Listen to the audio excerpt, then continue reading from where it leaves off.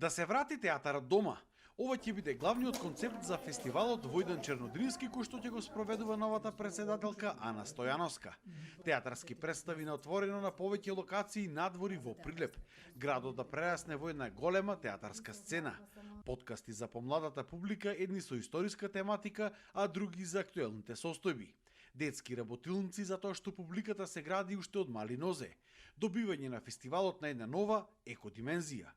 Ова ќе бидат само дел од новините кои што се планираат. Идејата да има неколку представи кои што ќе се случуваат пред да почне официјално фестивалот. Меѓутоа, во начелно сакам тие 7-8 дена фестивалот да живее на разни страни низ Прилеп.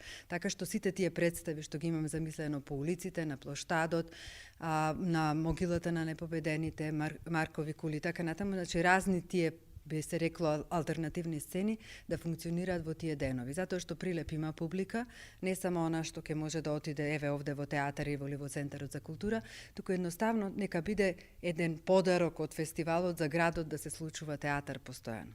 Фестивалот ќе биде поделен на 3 дела. Официјалната програма, програмата и третиот дел кој што ќе биде новина, така наречен шоу-кейс на независната продукција која се занимава со домашна драма. Секој 27 во месецот ќе се емитуваат и едукативни кратки видеа за театарот. Убавото е со фестивалите дека треба сите да се слушнеме на некој начин, и публиката да ја слушнеме, и стручните мислења да ги слушнеме. И затоа планирам да се воведат повторно тие разговори на тркалезната маса, да се воведат различни трибини, конференции во кои што сите ќе можеме да се слушаме. Планот е да функционира фестивалот постојано, значи за време на фестивалските денови ќе сторам напор да сите учесници на фестивалот бидат во Прилеп сместени и да можат да се дружат, да се едуцираат, да разговарат, затоа што целта на еден фестивал е токму тоа, да продуцира следни изведби кои што ќе бидат многу подобри.